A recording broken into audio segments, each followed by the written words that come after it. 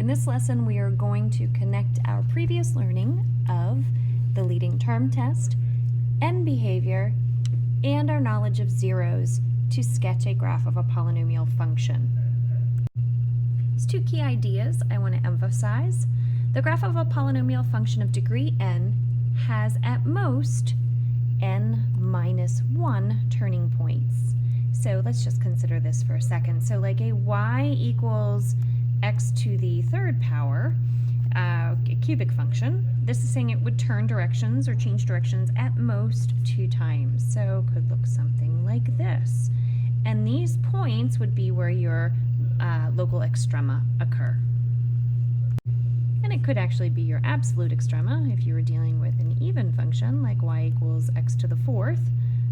Could change direction at most 3 times. So 1, 2, 3, and this one would have an absolute max. As far as the zeros, and speaking only about the specific real zeros, there are at most n real zeros.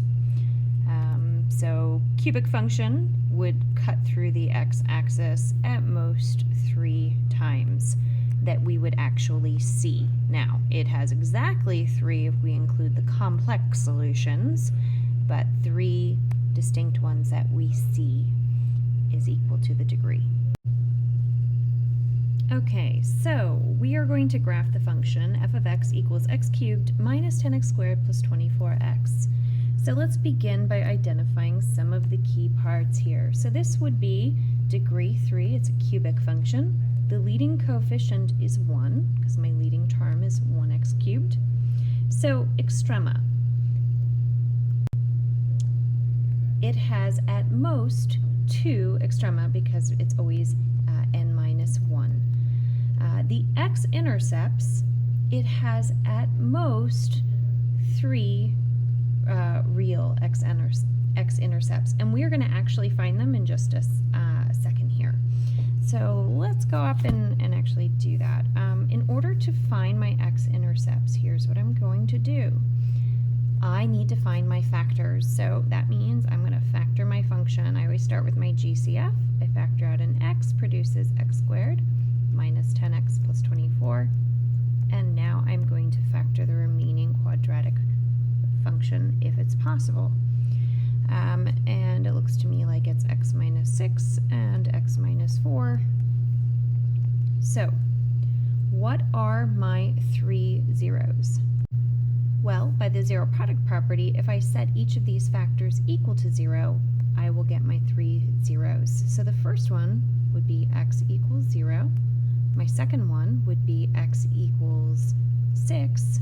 And my third one would be x equals 4, because I would have x minus 4 equals 0. When I solve that, I get that as my 0. So my 3 zeros, I'm just going to list them, are actually x equals 0, x equals 6, and x equals 4.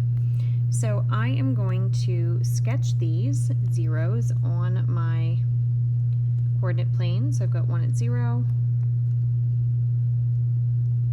4, 6 will be where my 3 zeros are. Now, my y-intercept, to find a y-intercept, I let x be 0, so I'm doing f of 0. So this is 0 cubed minus 10 times 0 squared plus 24 times 0. Hopefully you realize is going to be 0. So it's going to cross at the origin, and I'm going to state my end behavior in just a moment. So I always just kind of look at my leading term because it has a positive and it's a odd degree. I know my sketch is going to look something like this. So I'm going to go over to my graph, and it's going to cut through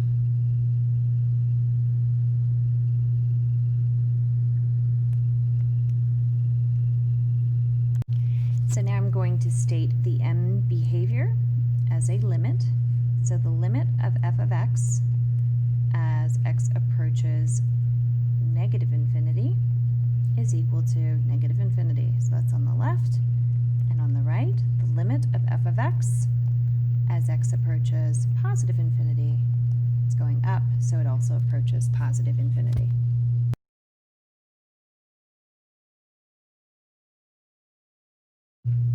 To begin to graph the next one, I'm going to start by finding my leading term, and I'm going to do that by multiplying the highest power of x in each factor together.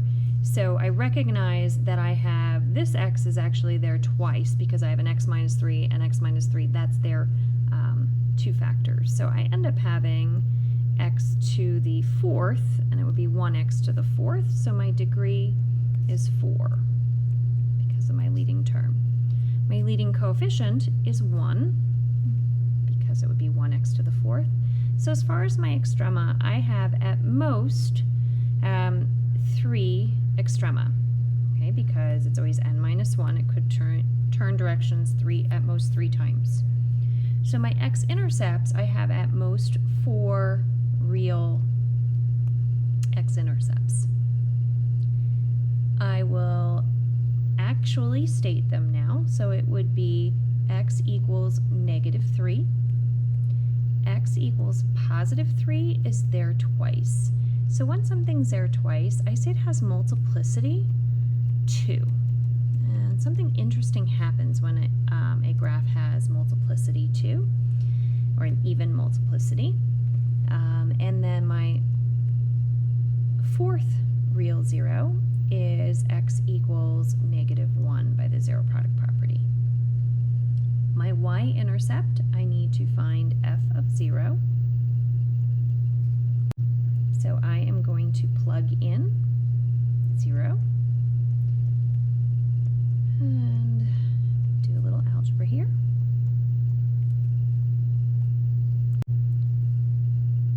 So that's going to produce 3, and then I'm going to have -3 squared times 1, which is going to be 3 times 9, or 27. So my y-intercept would be 0, 27.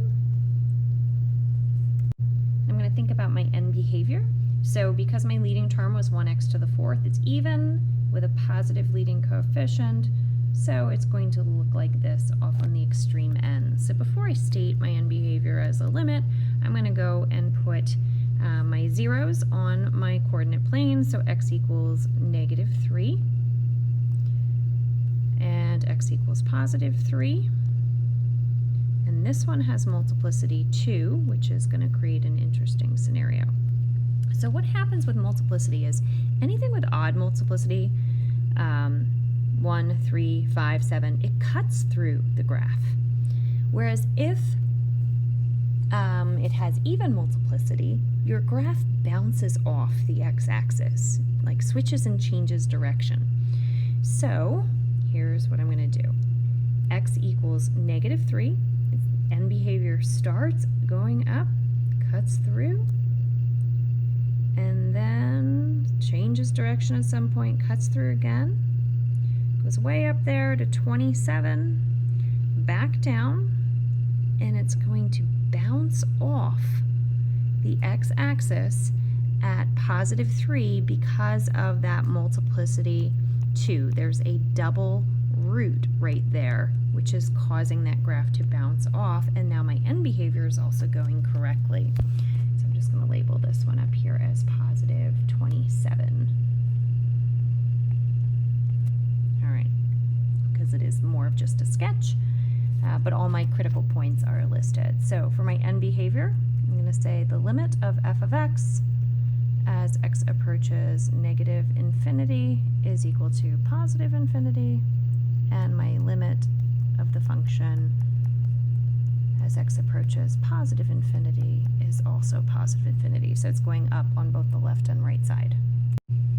So just to summarize multiplicity, if a 0 has multiplicity that's odd, it cuts through the x-axis, or the graph cuts through the x-axis. Whereas if the 0 has even multiplicity, your graph is going to bounce off the x-axis.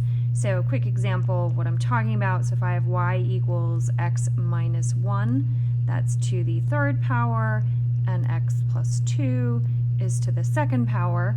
At +1, because the corresponding 0 would be 1 with multiplicity 3, and x equals -2 for the 0 has multiplicity 2, just abbreviating here.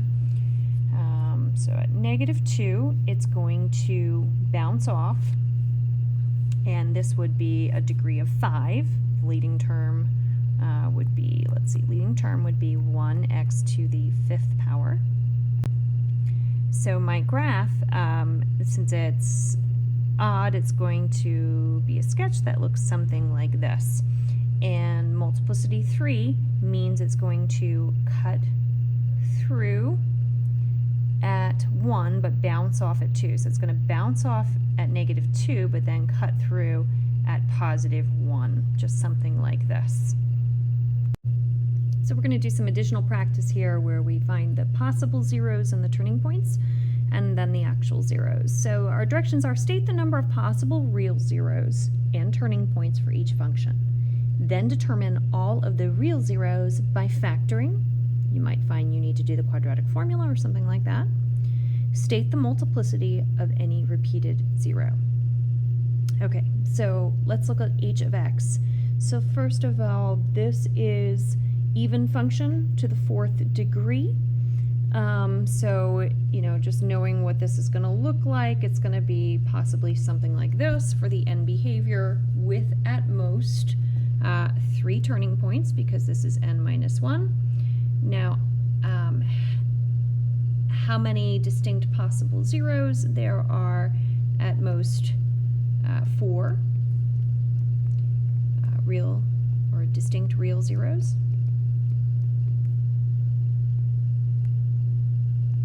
All right. Now let's find them by factoring. So I have h of x and it's 4th, but it looks like I can just factor this as if it were a quadratic trinomial, but I'm going to do x squared and x squared. So factors of +3, I'm going to try -3 and -1. And that looks like it's going to work for me. Now x squared minus 1 is the difference of squares, so I could make this x plus 1 and x minus 1. And then I've got x squared minus 3. Now 3 is not a perfect square, but I can use the zero product property to get my zeros. So x squared minus 3 is equal to 0, and then each of the others are going to produce, let's see, this first one is going to be x equals -1 for a 0, and this one's going to be x equals +1.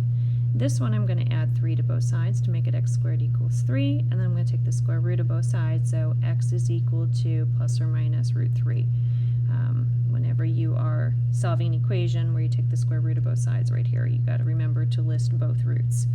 Okay, so my actual zeros then are plus or minus √3, -1, and then +1.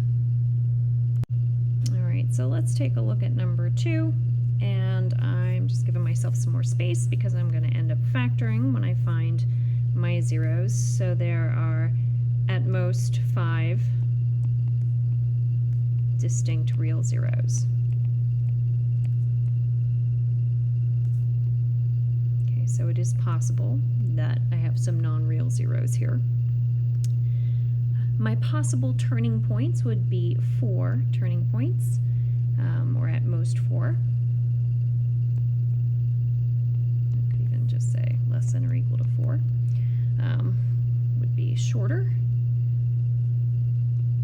And I'm going to see if I can factor this. So I see that my GCF is x to the 3rd power, producing 2x squared plus 7x minus 4. And I'm going to see if I can factor my remaining trinomial. And I'm getting, let's see, 2x and x. I'm going to try +4 and -1. And that's going to work for me. So there are my factors. So I'm going to list my zeros, which means when you're doing your zeros, you set it equal to 0 and you apply the zero product property. So I have x to the 3rd equals 0. So my zeros are x equals 0, and that's going to have multiplicity 3. So it's going to cut through. Then from 2x minus 1, if I set that equal to 0, that's going to give me 2x equals 1, or x equals 1/2.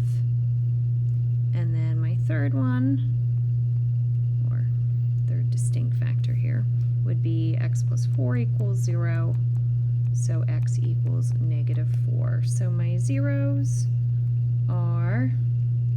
x equals 0, multiplicity 3.